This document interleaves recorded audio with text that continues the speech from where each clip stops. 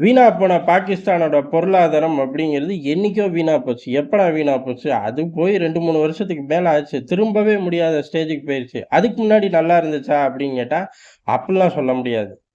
ஏதோ கள்ள நோட்டு, கிள்ள நோட்ட அடிச்சு அப்படியே பொருளாதாரத்த தூக்கி நிறுத்துனாய்ங்க. அதுவும் கிடையாது. அதுக்கு முன்னாடி தீவிரவாதிகள உள்ளுக்குள்ள விட்டு சம்பாரிச்சுக்கிட்டு இருந்தாய்ங்க. அதுவும் கிடையாது. இப்ப 2மே கிடையாது அப்படிங்கல, எத வச்சு தான் அவர்கள் வண்டி ஓடுது அப்டின்னா, வண்டியே ஓடுதில்ல.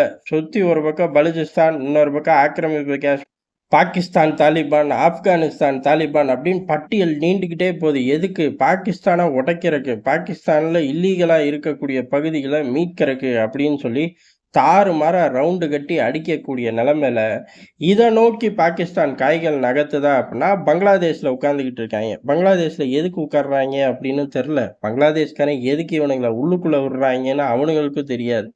காரணம், பங்களாதேஷோட வரலாற்றிலேயே பங்களாதேஷ் சீப்பட்டு சின்னாபின்னம் ஆனது யாரால அப்படின்னா, பாகிஸ்தானால தான். அங்கேருந்து சுதந்திரம் வாங்கிட்டு வந்தாய்ங்க. வாங்கும்போது நடந்த கலவரங்களுக்கு எல்லையே கிடையாது.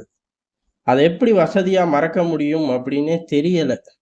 அம்புட்டு கூமுட்டைகளா அப்படின்னு புரியல. ஆனா இப்ப மறந்துட்டார்கள். பாகிஸ்தான உள்ள விட்டார்கள். சரி உள்ள விட்டதுக்கப்புறம், அன்னைக்கு நடந்ததுக்கெல்லாம் ஒரு மன்னிப்பு கேட்றேன் அப்படின்னு கேட்குறாய்ங்க.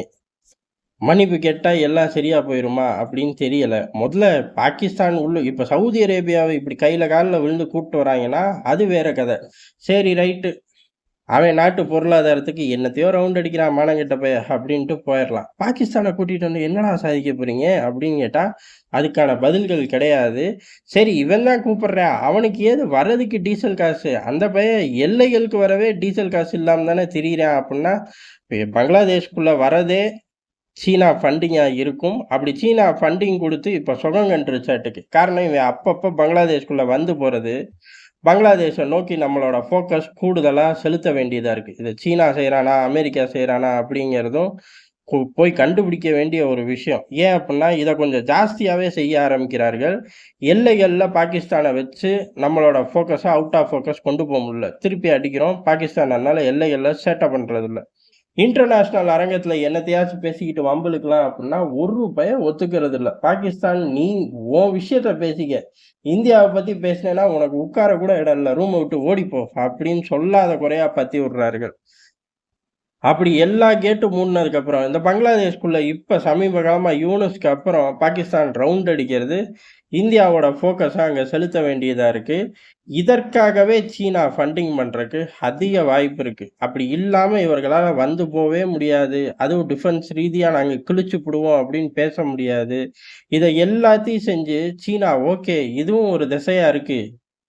இந்தியாவுக்கு எதிரான காய்கள் நகர்த்தவே முடியல. இப்படி நகர்த்திக்குவோம் அப்படின்னு நெனச்சுட்டாய்ங்களாட்டுக்கு. நெனச்சதோட விளைவு கொஞ்சம் கூடுதலாவே பாய ஆரம்பிச்சுட்டாய்ங்க. எப்படி அப்புட்ன்னா, இலங்கை கடற்படையோட சேர்ந்து பாகிஸ்தான் கடற்படை கூட்டு போயிருச்சு.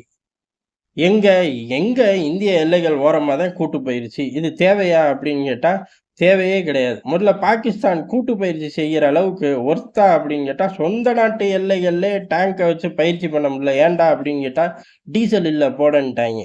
இவனுங்க எப்படி கப்பல எடுத்துட்டு இவ்வளவு தூரம் வந்து ஒரு கூட்டு பயிற்சியில ஈடுபட போறாய்ங்க அப்படின்னு கேட்டோம்னா, சத்தியமா முடியாது. அப்படி மீறி வரார்கள் அப்படின்னா, டீசல் போட சீனா காசு தந்திருக்கு. இந்த டீசல் பிச்சைக்காரங்கள தொடர்ந்து பிச்சை போட்டு வளர்க்கறதே சீனா தானாட்டுக்கு. இது பங்களாதேஷ்குள்ள போயி, அதோட மைலேஜ் ஏதோ எடுத்தோம் அப்படின்னு சொல்லி சீன அதிபர் உள்ளூருக்குள்ள போஸ்ட் ஒட்டிக்கிட்டு திரியிறாரோ என்னமோ! நமக்கு தெரிஞ்சு ஒண்ணும் சாதிச்சதாக இல்ல. பங்களாதேஷ்குள்ள பாகிஸ்தான கூட்டிட்டு வந்து மேற்கொண்டு தான் பிரச்சனையாகுது. இந்தியா நல்லாவே ட்ரிகர் பண்ண ஆரம்பிக்குது. காரணம் பங்களாதேஷ் யூனுஸ் மட்டும் கிடையாது. 1 டசன் கூட்டம் இருக்கு. அதுல ஒரு 10, 15 கூட்டத்துக்கு மட்டும் தான் பாகிஸ்தான் ஆதரவு அப்படின்னு கம்ப தூக்கிட்டு போறாய்ங்க. மீதி 80, 90 கூட்டம் பாகிஸ்தானுக்கு எதிரு, யூனுஸுக்கு எதிரு, இந்தியாவுக்கு ஆதரவு, ஷேக் ஹசீனாவுக்கு எதிரு, கலிதால் ஜியாக்கு ஆதரவு. கலிதால் ஜியாக்கு ஆதரவு, இந்தியாவுக்கு ஆதரவு அப்படின்னு இன்னும் 80, 90 கேங் இருக்கு. அவனுங்கலாம் சும்மா இருப்பாங்களா அப்படின்னு கேட்டா, இருக்க மாட்டார்கள்.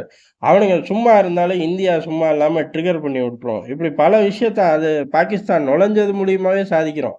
ஆனா அதிபர் ஷி ஜின்பிங் வழக்கம் போல உள்ளூர்ல மைலேஜ், உள்ளூர்காரங்களுக்கு தப்பான சிக்னலு, தப்பான போஸ்ட் ஒட்டி ஏது மைலேஜ் எடுக்கிறாரோ என்னமோ! ஸ்ரீலங்கா வரையும் அனுப்பிச்சு விடுறாரு.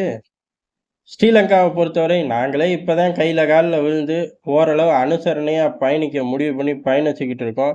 இப்ப தான் அவரு வேற வந்துட்டு போயிருக்காரு. இப்ப இந்த மாரி செய்தி வந்துச்சு, தொலைச்சு புடுவாய்ங்க நம்மள அப்படின்னு பயந்துகிட்டு, இது வந்து ஷெட்யூல் ஏற்கனவே பண்ணதாமா. எப்ப பண்ணாய்ங்கன்னு தெர்ல. 10 வருஷத்துக்கு முன்னாடி இருக்குமோ? ஏற்கனவே ஷெட்யூல் பண்ணதாமா.